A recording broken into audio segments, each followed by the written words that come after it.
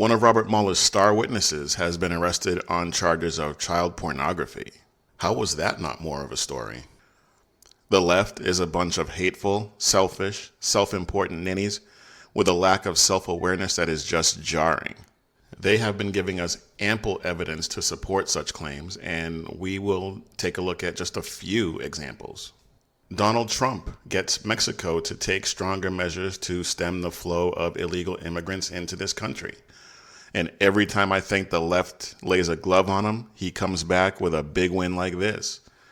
We'll talk about these and possibly a few other topics if we have the time. I'm Big E, and this is the Liberty Cast.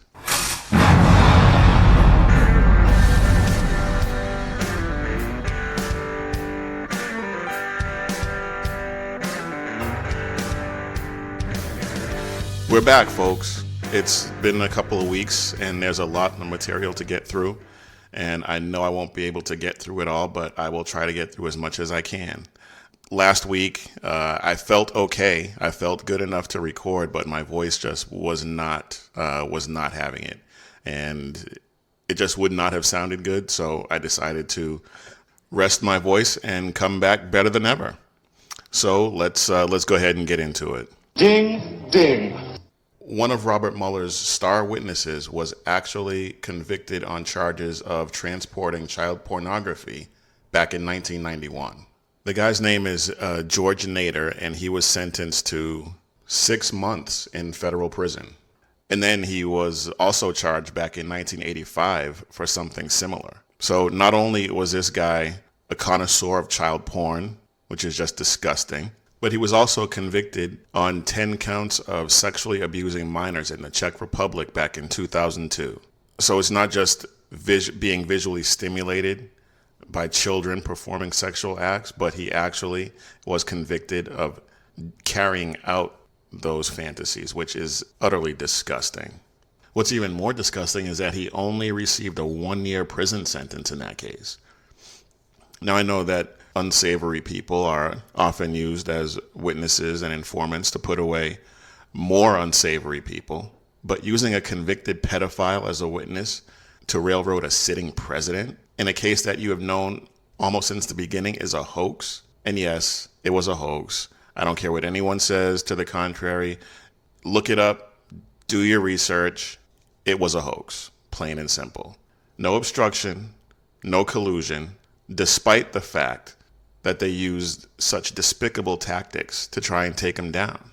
I know that the media is a left-wing propaganda machine, but you would think, wouldn't you, that they would take this opportunity to put something out there to which they can point and say, see, we're objective, but the only places I've ever found references to this are Politico, Fox News, and a few other places that are known to be either unbiased or decidedly right-leaning publications.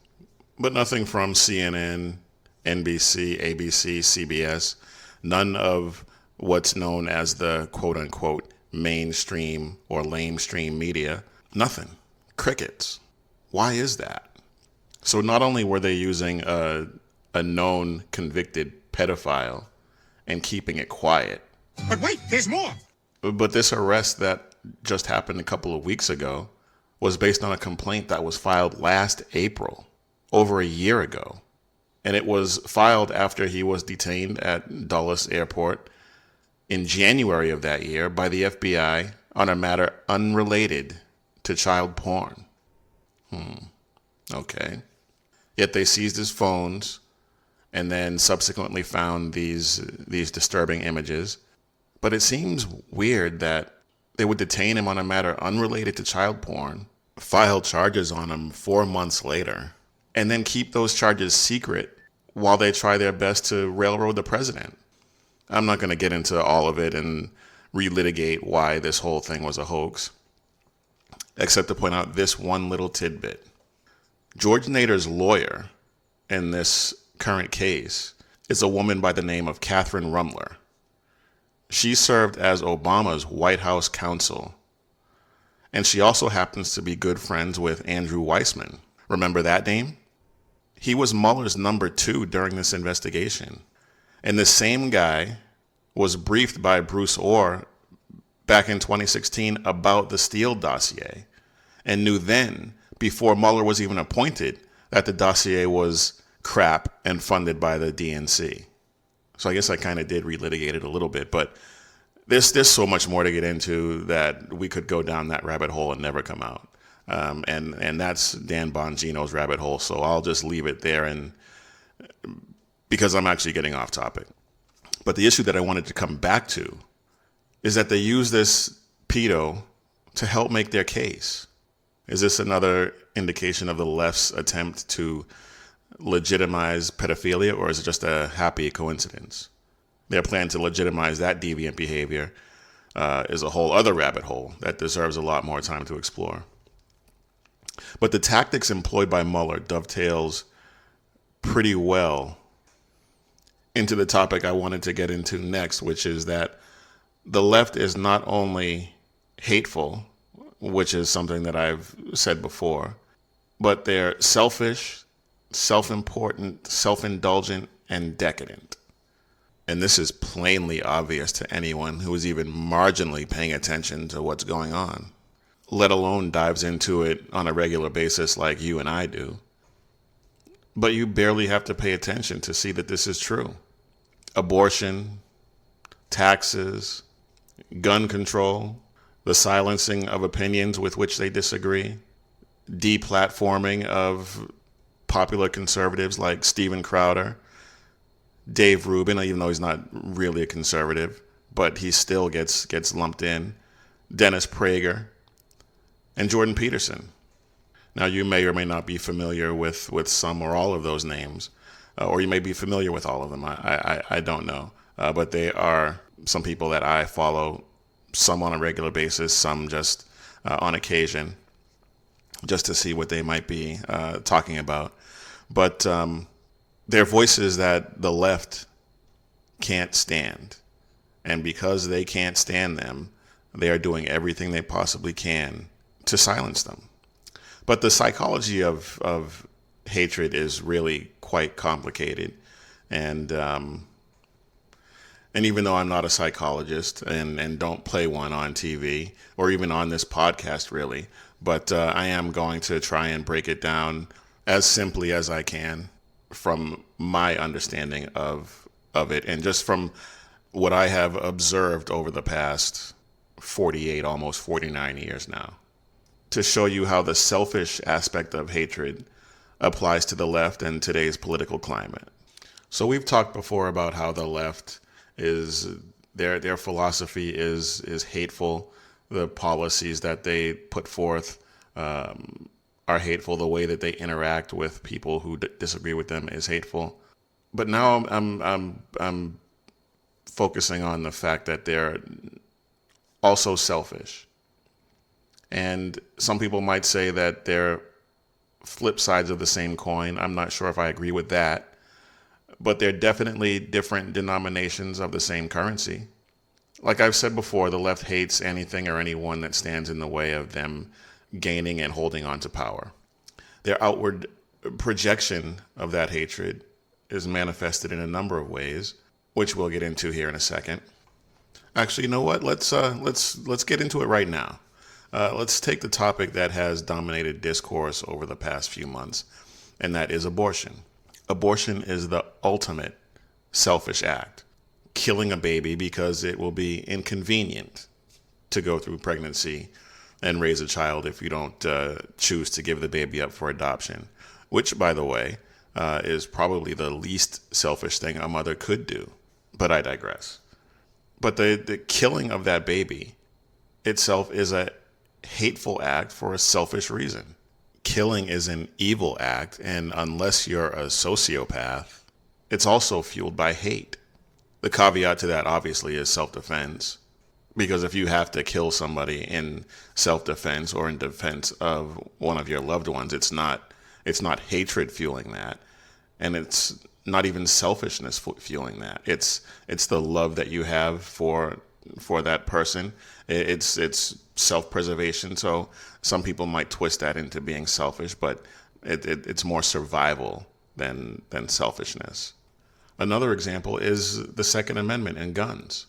They want to take your guns away, my guns away, but yet they want their bodyguards, their protectors to have guns.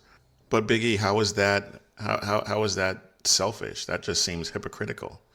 Well, it's that too, but it's selfish because it's a power grab.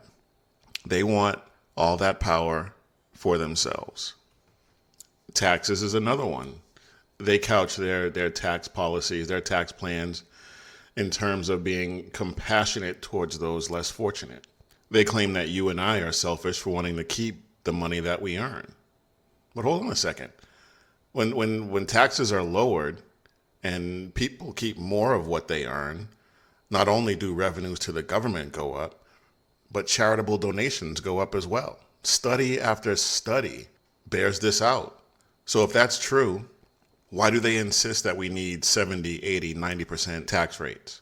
Because that way they can feel like they're living up to their self-proclaimed reputation for being for the little guy, the marginalized people in our society, while acquiring more and more power and influence. But let's go back to the charitable donations thing for a second, because it's actually conservatives that donate more of the money that they get to keep. Conservatives are more generous. So in order for the leftists to get that warm, fuzzy feeling of helping people, they have to force you and I to pay for it, which has the added benefit, as I just said, of increasing their power and influence. Because let's be perfectly honest, just because they raise our taxes for social programs, how much of that money actually gets used for said programs? Yeah, I know. There are a number of charities where a tiny percentage of the donations actually go to the causes for which they champion. Clinton Foundation. This is true. I get it. But when the donations are private, people can choose to donate their money elsewhere when they find out this information. When the donations are stolen from you in the form of taxes, you have no recourse. So once they get that money, the ruling class gets to decide where that money goes. One need only look to the predicament that Social Security is in. I have been forced to pay into that scam for 30 years, over 30 years. And by the time I'm eligible to benefit from it, there's not going to be any money left. Anyone under the age of 55 is pretty much screwed out of that money. Meanwhile, civil servants like Charlie Pingree of Maine, he's increased his net worth since 2008 by 73,000%, or $40,451,000 since 2008. 10 years, 11 years. He's a Democrat, and he is in the lead in that category of net worth increase by about 71,000%. There are some Republicans that have done very well in Congress, like Jeff Denham of California. He's increased his net worth by almost $15 million since 2010. Of course, these people do earn a decent salary, and a lot of that can be explained by wise investments, financial planning, investing in real estate or businesses and the like. Perfectly understandable, perfectly legitimate. I get it. But 73,000% increase in net worth in 11 years, that's either some masterful investment in financial planning, or there's something rotten in Denmark. But you would think that if they were truly about the little guy and truly about helping people, they would donate a significant amount of that windfall to the causes for which they're making us pay, like Planned Parenthood, for instance.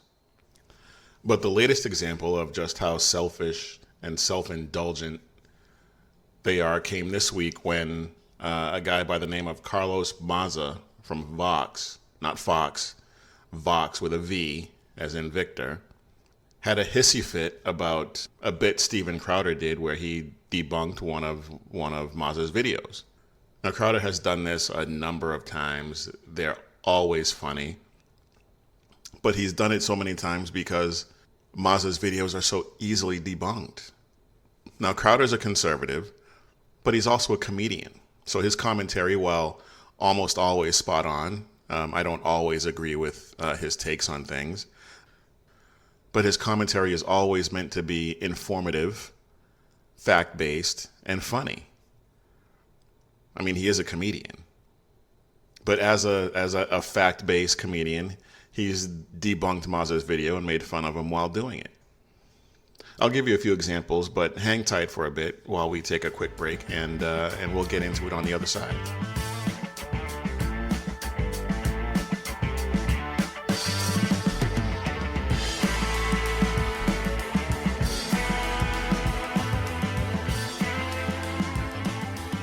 So Carlos Mazza is supposedly a journalist, quote unquote, from Vox, who has a show called Strike Through, where he basically attacks Fox News.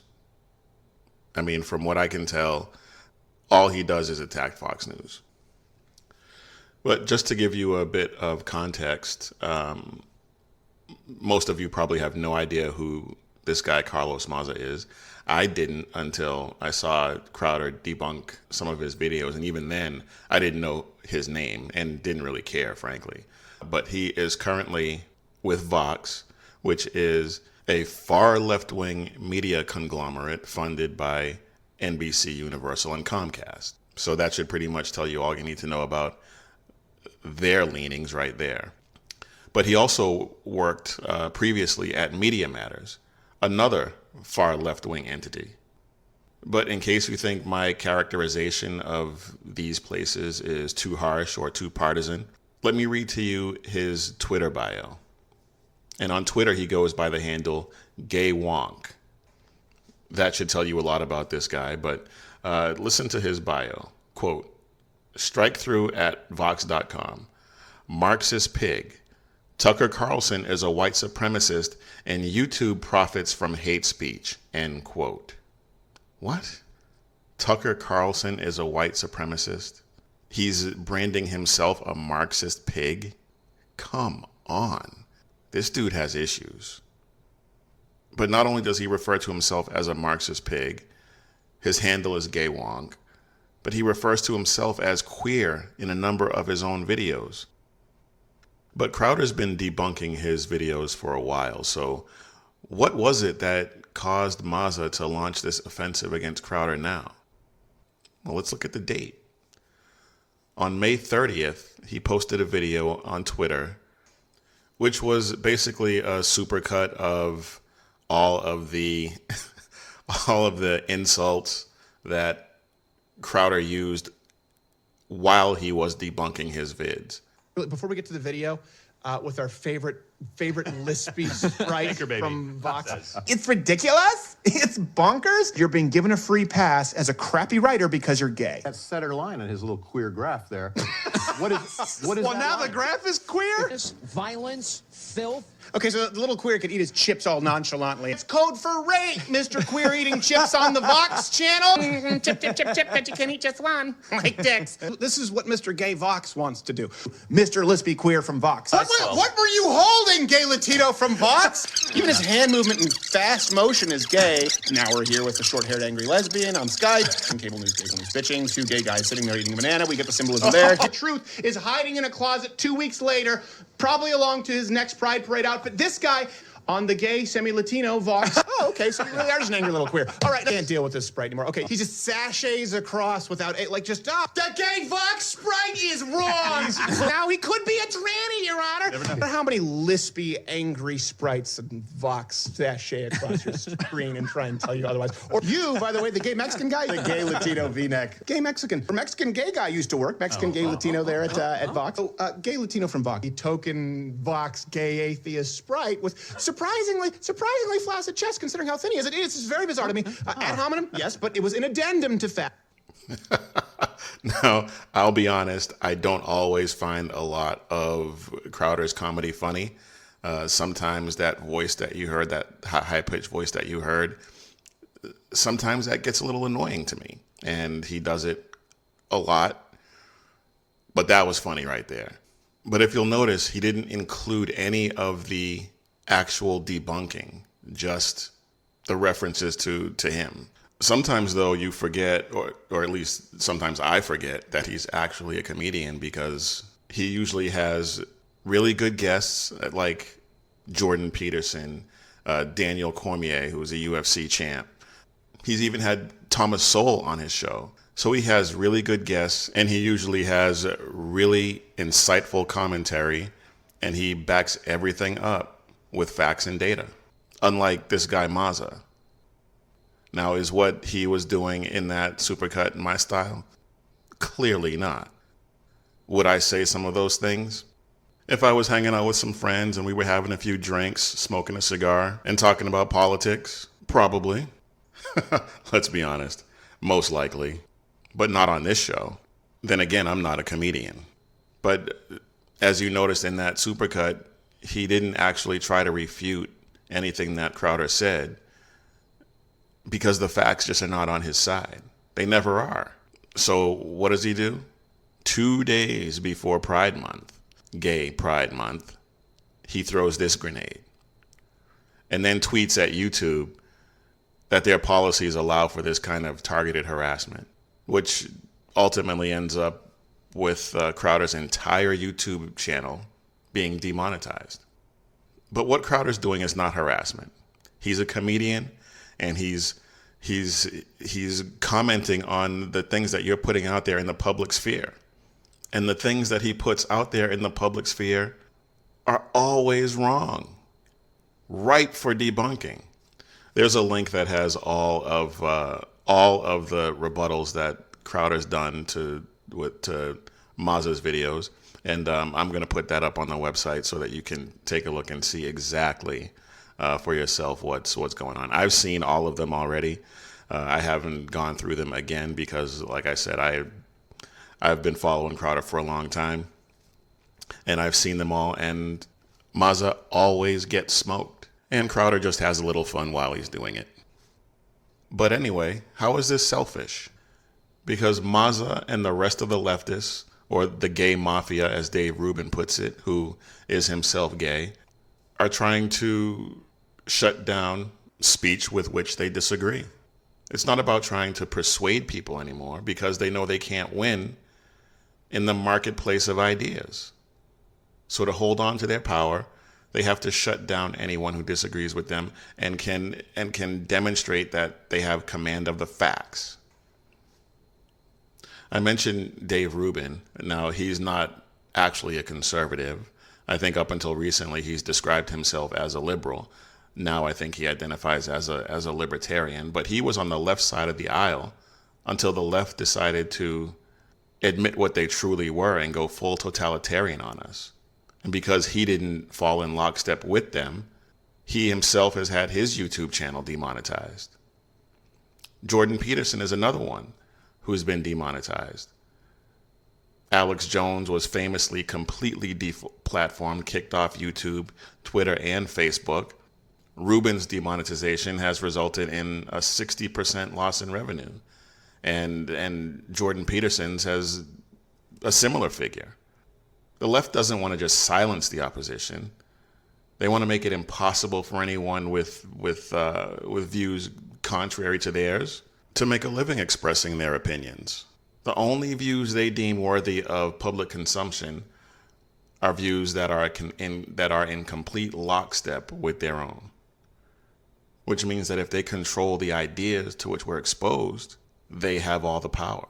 In fact, in one of Mazza's most recent videos, he actually said that the role of journalists is to be gatekeepers of information. And what does a gatekeeper do? A gatekeeper controls access. Now, anyone paying attention can see that this is plainly obvious. But it seems that the leftist media is not paying attention because Don Lemon, as Tucker Carlson likes to call him, claimed at a Financial Times conference that CNN and his show are not leftist propaganda. Let's go to the tape. That, as the president, is all about the wall. His manufactured crisis. Yes, I said manufactured crisis, meant to distract you from anything else, like Russia. Well, that didn't age well, did it? Oops. But then there's that shrewd, joyless Behar who tried to tell us that she's not a radical leftist. I believe that I'm a Central American, I was going to say. Centrist. As one, I can assure you that you're not. But we'll welcome you to the fold if you ever want to. I see myself as somebody who has common sense, that people need to have free education because I had it, and I got a very good education. I went to Queens College, and when I went to Queens College, I had the same curriculum that Megan had at Columbia University, and it cost $75 a term. Right. Okay? Why can't we have that again? That's common sense. When I was in my 20s and we had cleaner air, during my 30s, the Voting Rights Acts came through. Lyndon Johnson came up with Medicare and Medicaid and better Social Security. FDR gave us something to hold on to if we were having a hard time. I think that's common sense. You call me a lefty, that doesn't sound right to me. Okay. I know that was tough to get through. I apologize. That was a rambling, incoherent mess of a word salad, but it just further illustrates that their stunning lack of self-awareness knows no bounds. All right, I have a lot more to get to, and I could go down that rabbit hole all day too, but let's move on. Are you tired of winning? Aside from building the wall, getting tired of winning is perhaps the only other campaign promise he hasn't kept. I'm not tired of winning yet. So what am I talking about? On Friday evening, President Trump announced that the imposition of tariffs on Mexico has been suspended. It's been suspended because they have agreed to take steps to curb the migration through Mexico. Here's his tweet. Quote, "I am pleased to inform you that the United States of America has reached a signed agreement with Mexico. The tariffs scheduled to be implemented by the U.S. on Monday against Mexico are hereby indefinitely suspended. Mexico, in turn, has agreed to take strong measures to stem the tide of migration through Mexico and to our southern border. This is being done to greatly reduce or eliminate illegal immigration coming from Mexico and into the United States. Details of the agreement will be released shortly by the State Department. Thank you," end quote.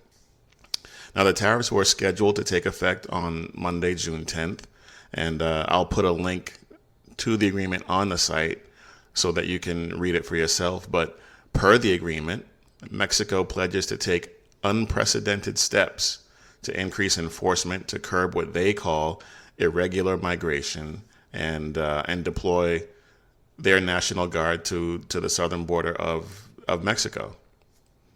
And they've also agreed to take migrants back seeking asylum while they await adjudication of their claims. And the United States, on the other hand, agrees to accelerate the adjudication of those claims. The agreement also states that they will review the results of the actions taken per this agreement in 90 days and take further actions if necessary, which I take to mean that if Mexico just agreed to this to avoid tariffs and does nothing, come September, the threatened tariffs will go into effect. This is a huge win. It's not a border wall. I agreed. But if Mexico actually does what they agreed to do, we could see a significant decrease in the number of illegal border crossings and the number of people presenting themselves at the border legally. As a conservative, I'm not a fan of tariffs. Tariffs are basically taxes. The increased cost gets passed on to us, the consumer. But in the cases of China and Mexico, nothing's working. Nancy Pelosi said that threatening to impose these tariffs, quote, on our close friend and neighbor to the south is reckless, and threats and temper tantrums are no way to negotiate foreign policy. What is she talking about? I don't even think she knows. And we say this in fun sometimes, but it's getting to the point now, if you watch her press conferences and then that video that they said was doctored, Nancy Pelosi has problems and her family should step in, because she is very often babbling and incoherent and maybe either on or off some medication or drunk. I mean, it's really sad to watch. But negotiations, back to the point, negotiations are nothing but a series of threats couched in polite language. It seems to me that Speaker Pelosi is the one throwing the temper tantrum because the threat, quote unquote, worked. I mean, we all know these people hate Trump more than they love America, and just about every word of criticism leveled at him proves that point. Listen to this fool. Ask you, Congressman, do you want to see the President of the United States in jail? More than anything else, Wolf, I don't. This isn't about my feelings or about retribution. Look, the lizard brain that I have says I hope bad things happen to this man because he has been so destructive to our republic, to the concept of democracy. That was Representative Jim Himes from Connecticut. I mean, no decent person wishes bad things on anyone, except, of course, pedophiles and rapists. And in response to a Michael Moore tweet about how Trump looked at a memorial for the 12 victims of the Virginia Beach shooting, Bette Midler tweeted, quote, "He actually looks better here. Maybe someone in his camp can gently give him a shove, end quote. So in response to a person she doesn't like, she suggests that someone stab him, or at the very least physically assault him. Can you imagine the reaction if someone tweeted that about Obama? They'd be calling for the Secret Service to bury whoever did that under the jail. They'd be calling it a threat that needs to be investigated. But this is what the left does, though. Carlos Maza, the lispy gay journalist from Vox, sorry, I couldn't resist that. He has a history of calling for violence against people with whom he disagrees. Back in May, he tweeted, "Milkshake them all. Humiliate them at every turn. Make them dread public organizing," in reference to the milkshake that was thrown at Nigel Farage in the UK. That sounds an awful lot like inciting violence, much like Bette Midler's now deleted tweet. First it's a milkshake, maybe then it's a rock in the milkshake, maybe then they just resort to ISIS tactics and throw acid, or maybe somebody takes Bette Midler up on her deal and stab someone with whom they disagree. Make them dread public organizing? What is that? Sounds like fascism to me. All right, folks, it's been 2 weeks since I was with you, and there is a lot to get to. I think I might actually be overtime at this point. But you know what? I don't care. Let's just continue the march, as one of my drill instructors used to say. But I do want to get you out of here. I'm going to try and keep it as short as I can. So let's take a quick break and get you out of here with a couple of quick hits.